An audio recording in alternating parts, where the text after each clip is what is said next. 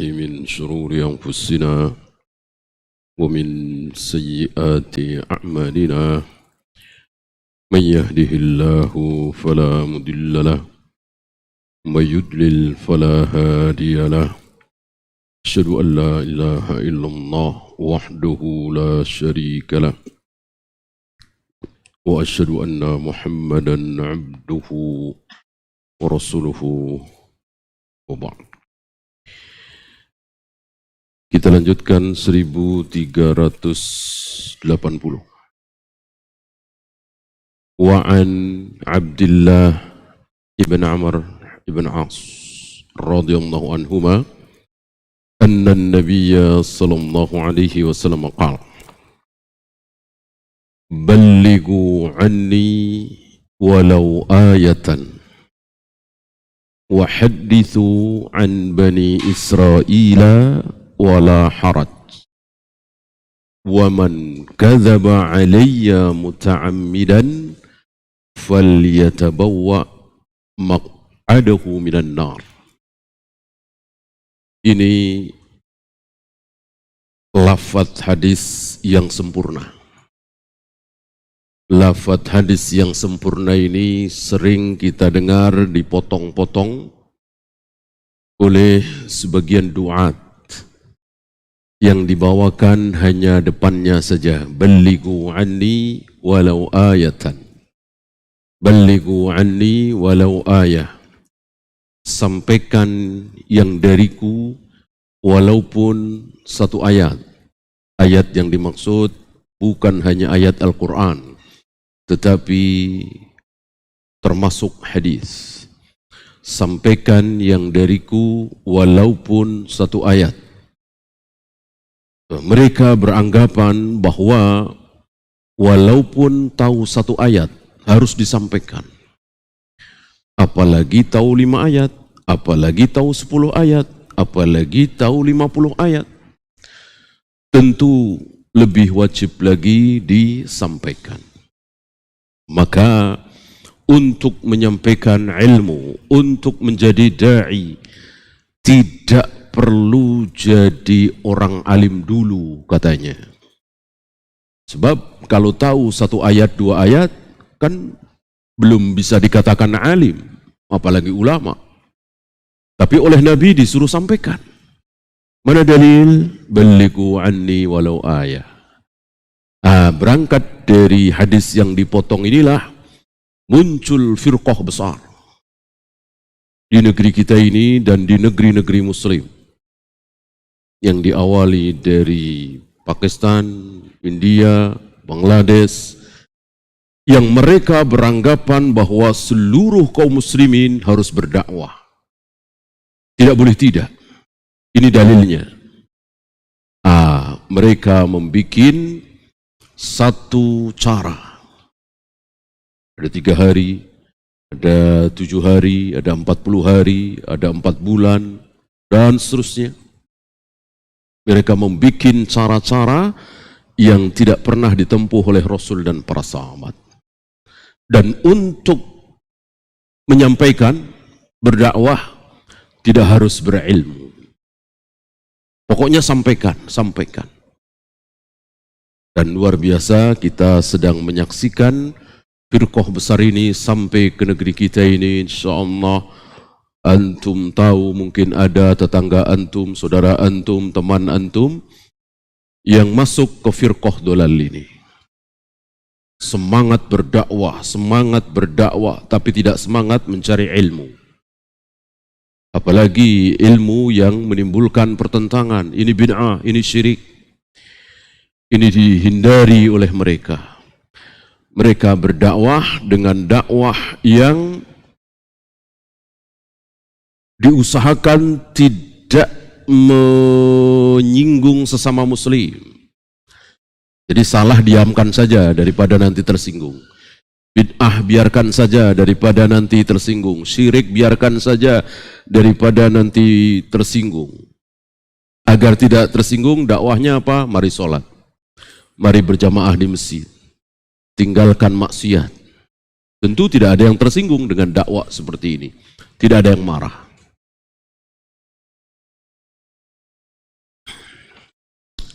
ini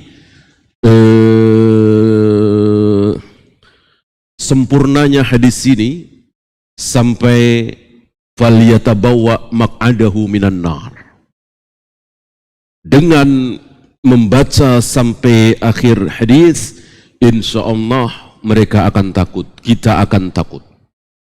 Bahkan kalau mereka mau jeli dengan balighu anni, mestinya mereka faham. Sampaikan yang dari Rasulullah sallallahu alaihi wasallam. Dari Rasulullah berarti pasti hadis sahih. Dhaif tidak, apalagi maudhu. Dalam hal ini mereka tidak peduli. Yang namanya hadis pasti benar. Enggak ada hadis sahih, enggak ada hadis dhaif, semua hadis sahih. Apalagi maudhu, palsu. Ya. Maka mereka tidak terima kalau misalnya hadis mengadzankan bayi ternyata dhaif, didhaifkan oleh Syahalbani. Ikhtilafu ummati rahmah, perbedaan pendapat di kalangan umatku adalah rahmat. Ini bukan sabda Nabi. La aslalahu, mereka tidak terima.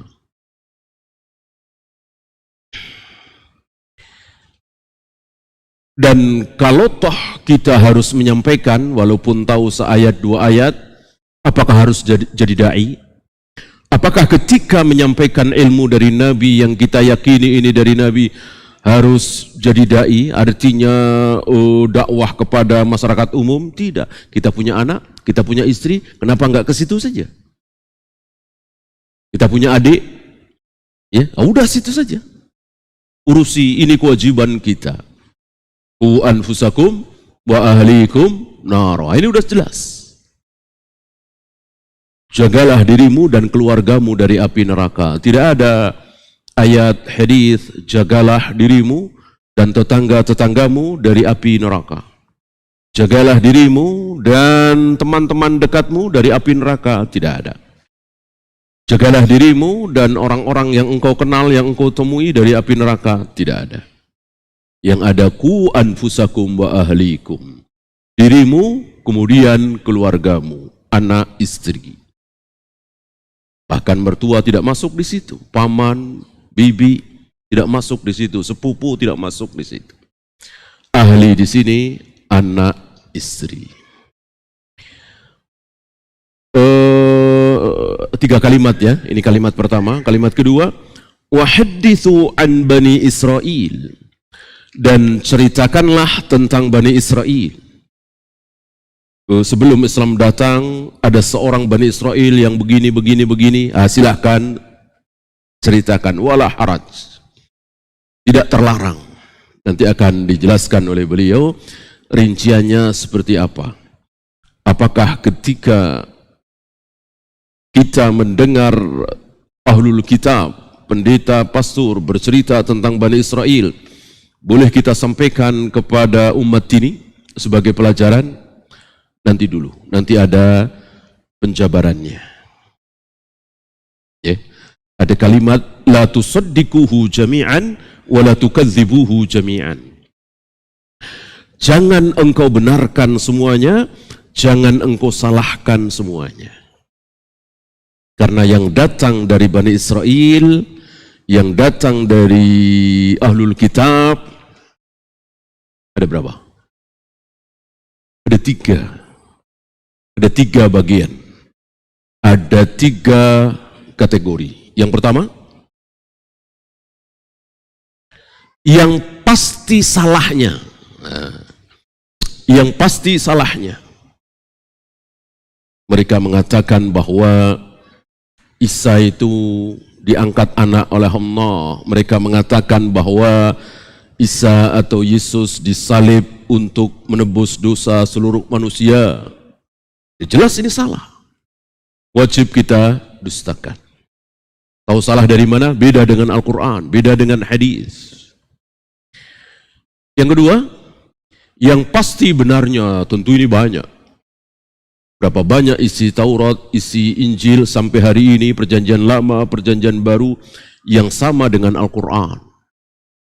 Misalnya manusia pertama yang diciptakan oleh Allah adalah Adam. istrinya Hawa tercipta dari tulang rusuk paling ujung, paling bengkok milik Adam. Kemudian mereka berdua mendekati pohon larangan, lalu diturunkan ke muka bumi dan seterusnya dan seterusnya. Yang sama dengan Al-Quran, yang sama dengan hadis, berarti benar. Yang ketiga, apa yang ketiga? Yang kita tidak tahu, ini benar apa salah. Itu maksud Nabi, la tusaddiquhu jami'an wa la tukadzibuhu jami'an. Jangan dipercaya, jangan didustakan. Udah diam saja, tawakuf saja. Jangan ikut-ikutan, tapi jangan juga bantah.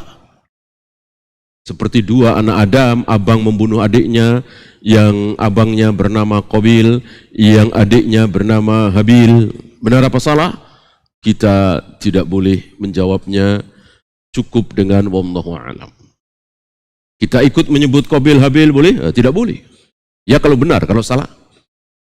Kita katakan, nggak ada itu nama Qabil, nama Habil nggak ada. Jangan juga. Kalau benar gimana? Karena Nabi tidak mentakrir nama Qabil Habil itu benar atau salah. Disinilah dalam hal ilmu kita tidak boleh takalluf. Kalau memang tidak tahu sudah wallahu a'lam. Jangankan kita, Nabi saja mencontohkan. Aku nggak tahu. Belum lama kita bahas tentang keledai. Kalau kuda kan dijawab, tentang unta ya, dalam hal jihad. Nabi mengatakan wallahu a'lam, aku tidak tahu. Ya.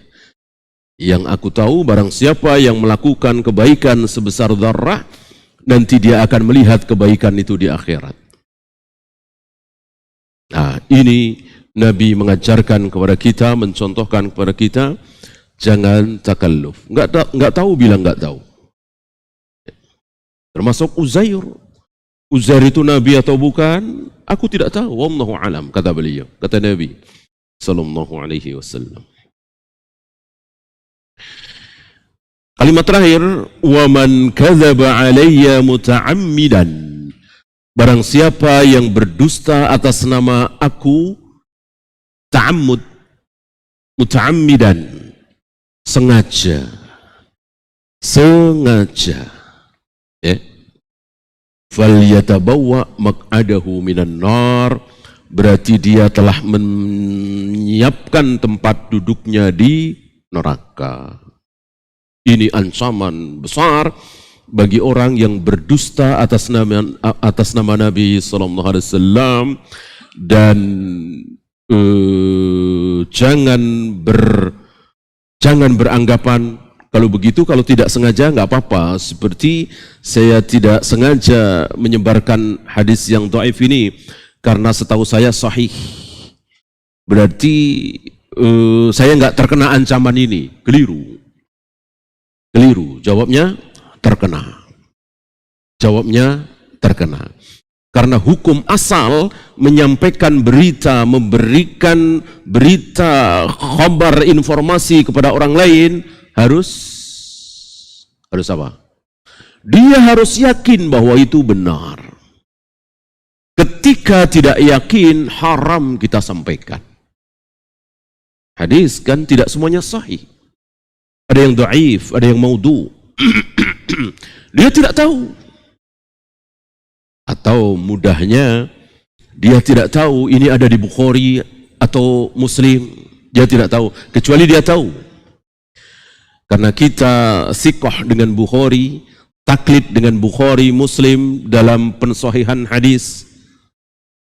Tercela apa tidak? Tidak tercela. Tidak tercela. Siapa yang bertaklid terhadap Bukhari, tapi ini beliau mengatakan, untuk hadis-hadis riwayat Nasai, Tirmidzi, Abu Daud dan seterusnya, aku berbicara. Banyak di situ, kultu. Ya, kata saya katakan, menurut saya. Itu untuk hadis-hadis riwayat Nasai, Tirmidzi, Ibnu Majah, Imam Muhammad dan lain-lain.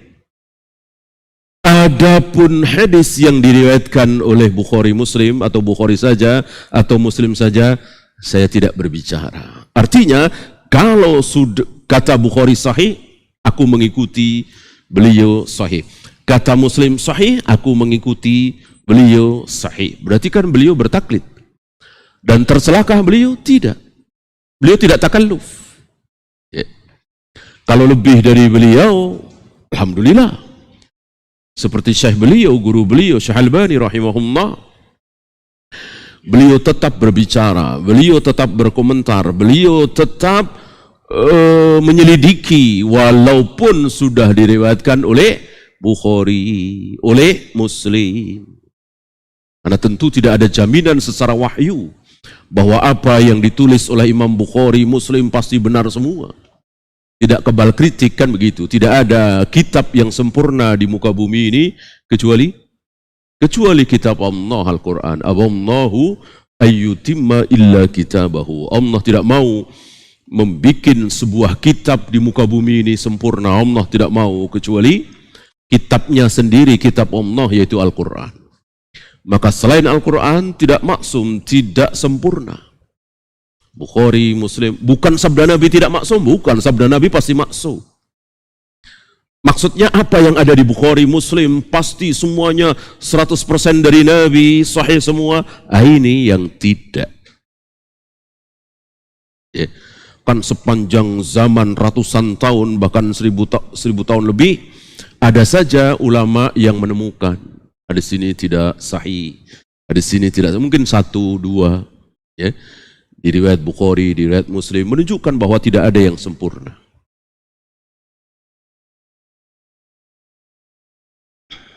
Nah,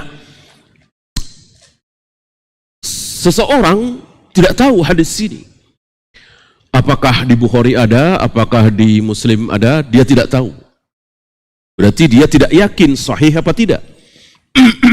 Tapi dia main sampaikan. Atau setidaknya dia tidak mendengar seorang imam mensahihkan hadis itu. Dia sampaikan. Para imam mengatakan, ahadul kadhibain. Ini satu di antara dua pendusta. Karena dusta ada dua macam. Macam pertama, dia tahu ini bukan sabda Nabi, dia sampaikan. Dia tahu ini bukan sabda Nabi, dia sampaikan. Ini macam pertama. Macam kedua, dia sampaikan sesuatu yang dia tidak tahu ini sabda Nabi atau bukan, sahih atau tidak. Ini termasuk ahadul kadhibain, satu di antara dua pendusta. Maka mendustakan sabda Nabi ada dua macam tadi. Jangan mengira cuman satu macam. Ini bukan sabda Nabi, dia nekat sampaikan. Itu doang yang dusta. Tidak. Termasuk pendusta ketika seseorang tidak tahu itu sabda Nabi atau bukan, tapi dia sampaikan. Dia tidak tahu sahih atau tidak, dia sampaikan. Terancam. Ya. Maka di zaman ketika berkibarnya ilmu sanad, ilmu rawi, ketika seseorang berdiri di atas mimbar, khatib Jumat misalnya, menyampaikan hadis Nabi, qala Rasulullah misalnya. Begitu turun dari mimbar ditanya, tadi yang disampaikan riwayat siapa? Minimal dia bisa jawab, apa Bukhari, apa Muslim, atau Abu Daud, apa Nasai. Kalau dia tidak bisa menjawab, ditakzir dia, dihukum dia, dicambuk dia. Ini zaman di mana berkibarnya ilmu hadis, terpeliharanya ilmu hadis, tidak seperti hari ini. Siapapun boleh dan dipersilahkan mengucapkan qala Rasulullah, qala Rasulullah. Ya. Bahkan ketika sebagian a'immah memperbolehkan menyampaikan hadis-hadis dhaif, itu syaratnya berat sekali. Ada beberapa ulama yang membolehkan menyampaikan hadis dhaif. Bukan sepakat para ulama, tidak. Ada beberapa ulama yang membolehkan, tapi syaratnya berat. Satu, tidak boleh dengan sigot jazm. Qala Rasulullah, yaqulun Nabiyyu sallallahu alaihi wasallam, ini sigot jazm, memastikan ini sabda Nabi. Nabi bersabda seperti ini, tidak boleh. Tidak boleh. Yang kedua, ada hadis lain yang semakna dengan hadis tersebut yang sahih. Ada hadis yang sahih yang semakna dengan hadis tersebut. Ya, berarti ini kan berat. Tidak sembarang orang bisa mengetahui hal ini.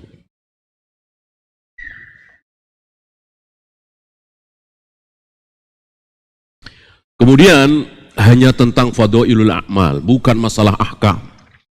Ini wajib, ini haram, apalagi masalah akidah, apalagi masalah syirik, tauhid, tidak boleh.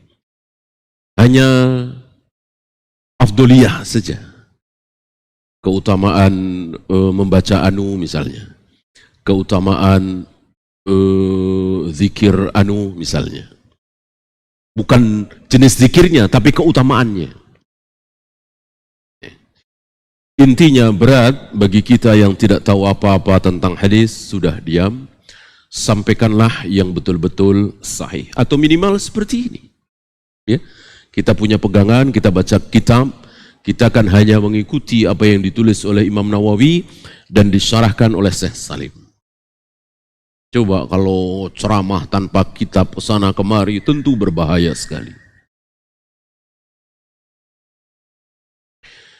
Ya, rawahul Bukhari fiqhul hadis yang pertama. Wujubu tablighid dini kitaban wa sunnatan. Wajibnya menyampaikan agama ini berdasarkan Alkitab dan Sunnah. Kitaban wa sunnatan. Maka haram menyampaikan agama ini tidak berdasarkan Al-Quran dan Sunnah. Seperti yang kita saksikan di negeri kita ini. Jadi betul-betul yang dia sampaikan itu dari gurunya. Gurunya dari gurunya, gurunya dari gurunya. Sedikit sekali menukil ayat, menukil hadis. Dan mereka merasa sikoh dengan apa yang datang dari gurunya. Bahkan sebagian mereka fanatik. Tidak mungkin guru kami salah, tidak mungkin guru kami keliru. Ini yang memunculkan firqah.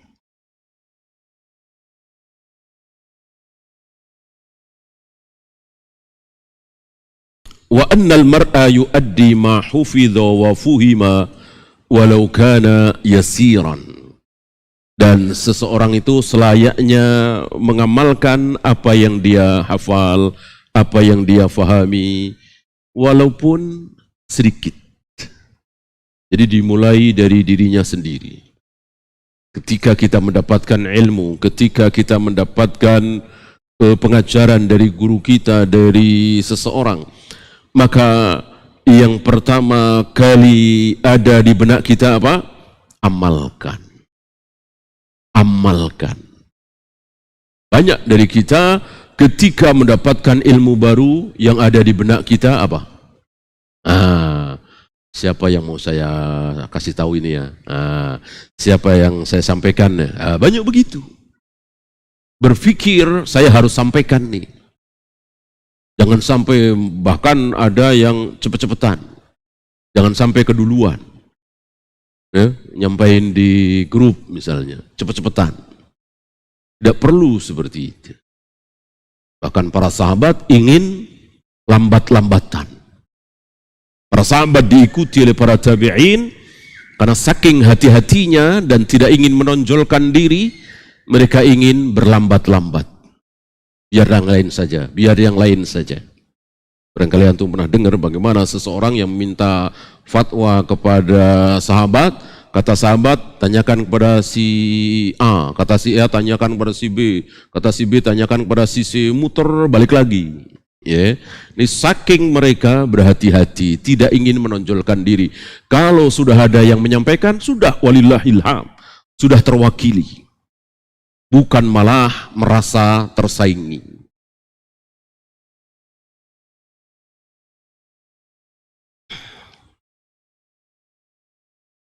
فَإِذَا سَارَعَ كُلُّ عَبْدٍ إِلَى ذَلِكَ.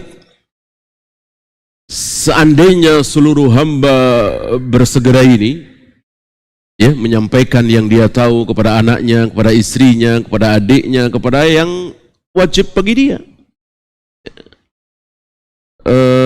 ittasala bidzalika naqlu jami'i ma jaa bihi Nabi sallallahu alaihi wasallam. Dengan demikian akan cepat ya. Kita tahu, istri kita tahu, anak kita tahu. Nanti anak kita dewasa punya anak, sampaikan. Kalau memang punya murid, punya anak buah, sikoh, sampaikan. Tentu yang sahih. Yang kedua, raf'ul haraji 'anil mutakallimi an Bani Israil. Diangkat larangan berbicara tentang Bani Israel. Ini banyak faidah. Karena apa yang terdapat pada diri Bani Israel banyak yang mencengangkan kaum muslimin, para sahabat. Karena Bani Israel itu yang buruk, jahat, brengsek sekali. Yang soleh sekali. Bani Israel yang soleh siapa? Kalau yang tidak soleh, luar biasa, kita nggak bisa hitung ya. Yang soleh siapa? Luar biasa, dari mulai Yusuf, Musa, Yahya, Zakaria, Isa, alaihi wassalatu wassalam, semua adalah Bani Israel, para nabi, para rasul. Hanya para nabi, para rasul? Tidak. Mereka punya murid, mereka punya hawari, mereka punya pengikut Sia, luar biasa. Sangat luar biasa. Bahkan ada riwayat tentang turunnya Lailatul Qadar, diawali dengan rasa iri dari Nabi dan para sahabat, karena ada salah seorang Bani Israel yang malamnya selalu bangun malam, tahajud, beribadah kepada Allah, siangnya berjihad. Malamnya beribadah kepada Allah, ini bukan Nabi, bukan Rasul ya. Malamnya selalu beribadah kepada Allah, siangnya berjihad. Malamnya selalu beribadah kepada Allah, siangnya berjihad. Tiap hari. Selama 1000 bulan. 1000 bulan, 80 tahun lebih. Umur mereka kan panjang-panjang, ratusan tahun umur mereka. Diriwayatkan Nabi Musa kan sekitar 500 tahun. Ini membuat Rasul dan para sahabat iri. Tidak mungkin di antara umatku sanggup melakukan ibadah seperti itu. Turunlah ayat Lailatul Qadri khairum min alfi syahrin. Satu malam, yaitu Lailatul Qadar, lebih baik dari 1000 bulan. Si fulan Bani Israel harus menghabiskan waktu 1000 bulan, 80 tahun lebih. Umatmu cukup satu malam. Melakukan ibadah di malam itu lebih baik dari ibadah selama 1000 bulan.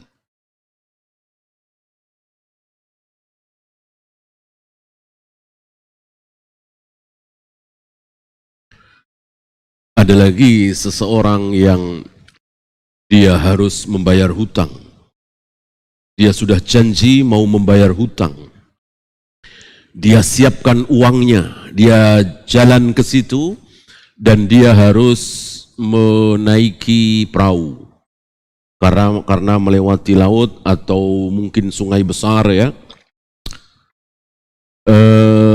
Ditunggu sampai sore, tidak ada. Maka dengan nekat dan sikoh kepada Allah, uang yang dia persiapkan untuk membayar hutang, dia masukkan ke dalam sebuah kayu. Kebetulan ada kayu, ya. Kayu itu dia dorong.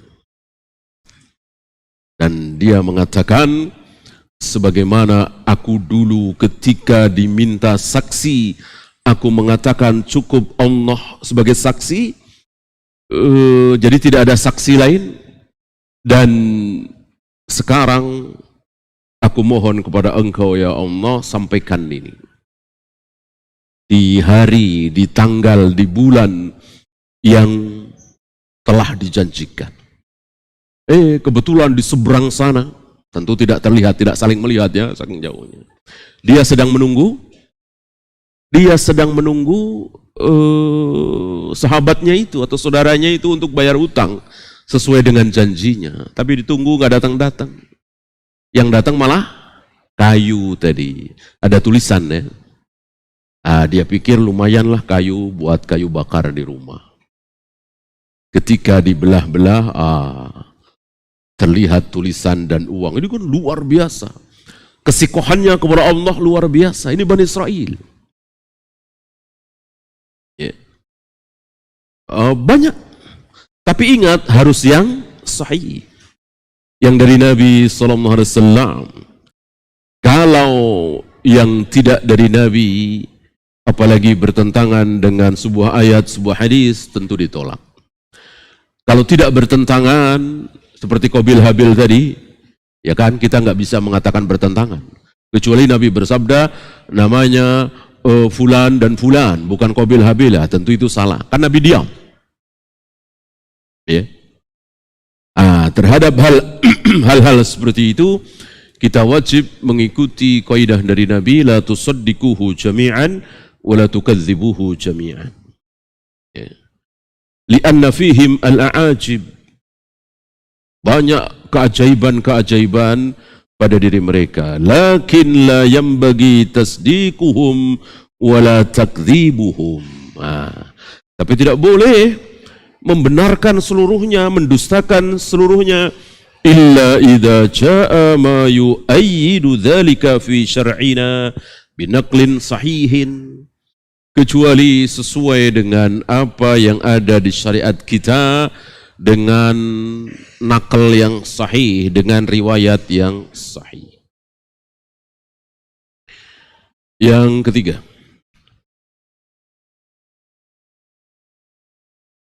tahrimul kadhibi ala Rasulillah sallallahu alaihi wasallam. Haramnya berbohong, berdusta atas nama Nabi sallallahu alaihi wasallam. Wa qad ittafaqa ahlul ilmi ala addihi minal kabair. Dan sepakat para ulama, ini termasuk dosa besar. Berbohong atas nama Nabi, dosa besar. Ya. Bal dhahaba ba'duhum ila takfiril kadhib ala Rasulillah sallallahu alaihi wasallam. Bahkan sebagian ulama berpendapat kafir. Berdusta atas Nabi sallallahu alaihi wasallam kafir. Ini sebagian ulama berpendapat seperti itu. Beda dengan torekot-torekot sufiyah. Beliau menyebut satu karramiyah, al-karramiyah. Ya. Bahkan pendapat sesat mereka mengatakan tidak apa-apa kalau tujuannya untuk kebaikan. Kalau tujuannya untuk kebaikan. Ini ketularan orang siapa? Kalau antum tahu. Ketularan orang apa? Nasrani. Saya kira masyhur, ma'ruf di tengah-tengah mereka, pendeta mereka, pastor mereka, kalimat mungkin ada di Injil mereka. Jika dengan berdusta, lalu kerajaan Tuhan tegak di muka bumi, maka kita harus berdusta. Ini Nasrani. Islam tidak seperti itu.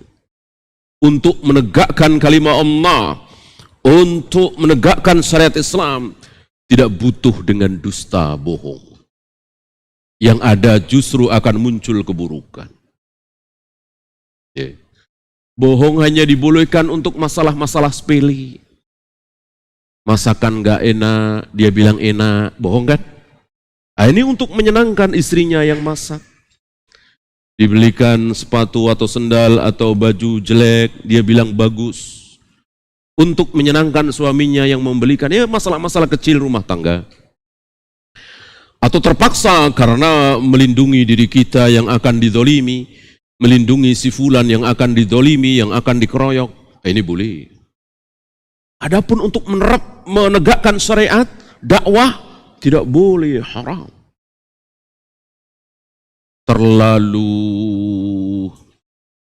terlalu rendah.